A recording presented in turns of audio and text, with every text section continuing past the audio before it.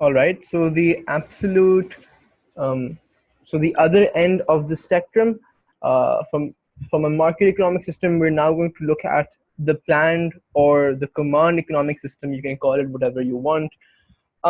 So here, the idea is that resources are owned collectively by the state. Drawing a comparison to the market economic system where they were all owned by the private sector.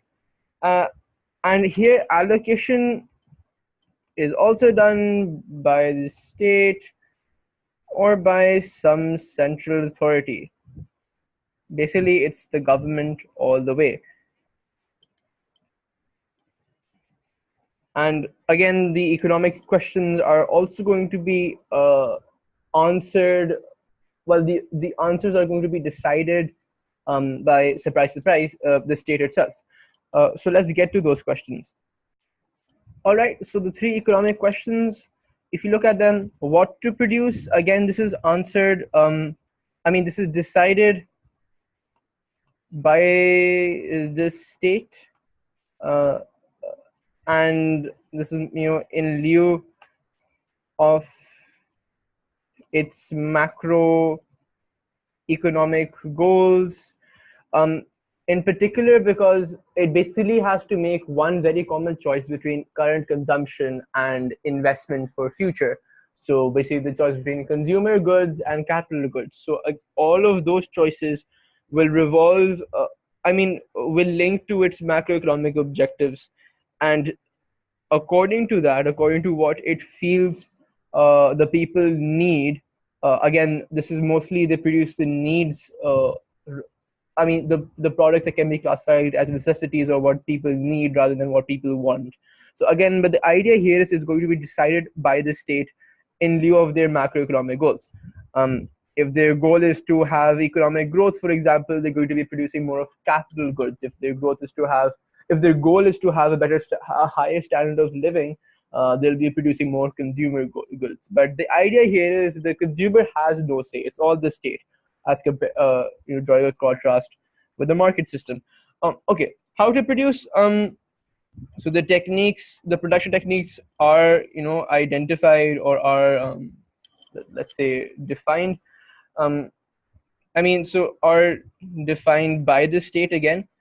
This realistically, well, it's difficult to find a realistic example currently of a command economy. But realistically, it would be more on a micro level. So the government itself might not be, might relegate that responsibility to smaller subdivisions and stuff of that sort. This is usually for the capital intensive, sorry, not capital intensive, for labor intensive production methods. And the reason for that is, again, it might be in line with their macroeconomic goal of full employment. So they'd want firms to employ production methods that help them in their goals as well, right? So while the labor intensive production method might not be the most efficient way to produce, it might lead to inefficiency, it might lead to, for more input, less output being produced, but they're just still going to push ahead for it because at the end of the day, they also want there to be an increased level of employment, as opposed to the market system where it was literally the most efficient technique irrespective of anything else. For whom to produce is mainly how you divide, how to distribute. So there's no price mechanism here. So the government distributes goods and services according to their judgment of people's needs. People. So if it's people's, well, yeah. Anyhow, so the idea here is they can do so by intervening. They can allow some sort of price to be charged. That can still happen, but they can intervene it. They can, engage in practices such as price setting. They engage in practices such as price controls, which are your maximum and minimum prices. subsidies, all of that type of stuff. They can do that. But again, if you don't have the price mechanism, you might need what we call alternative allocative mechanisms, especially for stuff that you might be the government might want to be produced or to be provided without any charge.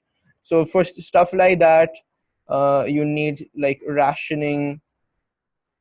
uh, you might want queuing could be one, waitlisting. I mean, a lot of public sector hospitals, what do you call, they waitlist in order to ensure that while they are providing the service for free, they get to everyone who wants it. So again, don't make the mistake of assuming that the planned economy only produces public goods.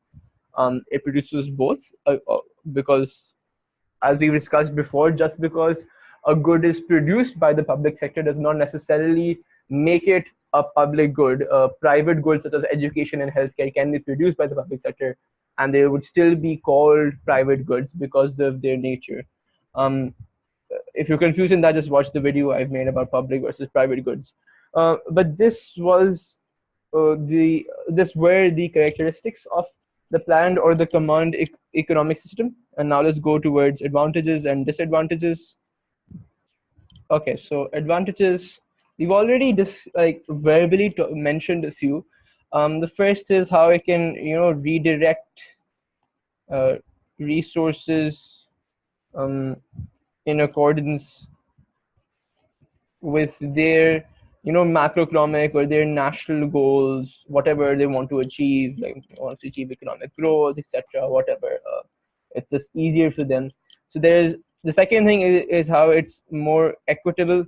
The idea is it's more fair distribution of income and wealth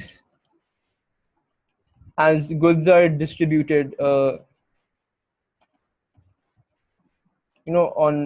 a basis of need. So on the basis of you say need or who deserves it more, right? So uh, now, for example, healthcare will be provided to the person who needs it the most at that particular time, um, instead of the person who can just pay and receive the service or pay most for the service, correct? So when you compare to the market economic system, people who need the products more are likely to benefit more in the command economic system. Another thing we mentioned, so like this kind of links with the first point, but I'll just put it out there. So it's if they play more, it's likely to you're likely to have less unemployment, again because they normally imply labor intensive methods, and they normally also intervene into training of labor itself. But anyhow, um, the fourth advantage, a more important one, how essential goods. So essential goods, I mean, public goods. You have merit goods. All of this stuff are produced. And demerit goods are avoided, because now you don't have to rely on the flawed logic or the imperfect information of the consumer. The government can simply be authoritarian and just do it themselves. Thus, so externalities, rather negative externalities, are minimized because you aren't producing that much of demerit goods and so on, uh, and those are obviously advantages, right? So those are a few advantages of this system. Let's go towards the disadvantages. All right, and the disadvantages would I mean they'll a lot of them will just be flips of the advantages of the market system. So the first thing is how let's go, what do you call it, centralized decision making. This is again with regards to the allocation of products. So this requires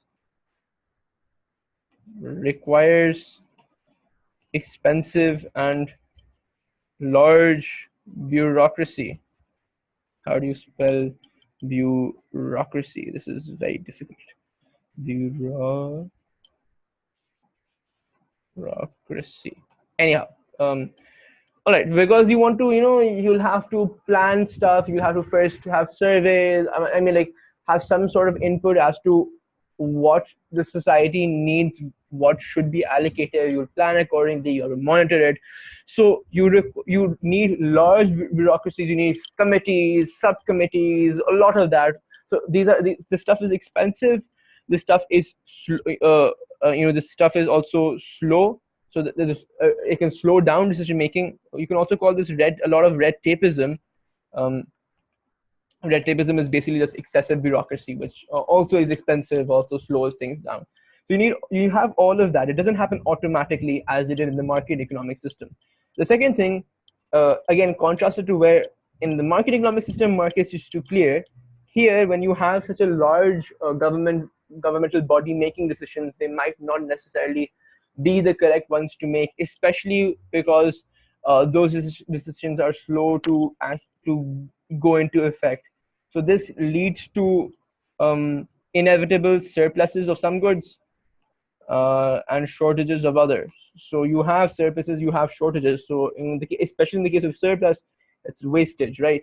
Um, and also surpluses and shortages can also be caused by price controls as well. So this surpluses or shortages, this can caused by ineffective or inefficient central decision making. And another reason for this is it can be price controls, where minimum prices lead to shortages and maximum prices lead to surpluses. We'll study them more in government intervention. I believe that is chapter 4. Anyhow, so another thing, and again, this is just basically flipping the advantages we had of the market economic system. So there's a lack of incentive. So there's a lack of incentive for effort. So lack of incentive discourages effort, discourages innovation. I mean, why would you want to work hard? Why would you want to go the extra mile or be innovative if you're not really going to reap the benefits of it? You're still going to work where you're supposed to work. You're still going to get the particular wage designed for you. There are no entrepreneurs, right? So because the idea is you don't own your business or your firm. Resources are owned by the government. So even if you innovate and come up with a brand new production process, it really won't help you individually, correct? Because of that, you won't innovate at all, because there's just this lack of incentive. This is it, but if you want like another point, like that is less economic, so individual liberty or choice, that is eroded. So people have little decisions as to where to what to do. So consumers have little choice in what to buy. Workers have little choice in where to work, etc. So basically the idea of sovereignty is eroded. You really just you have to do what you're told. So those are a few disadvantages.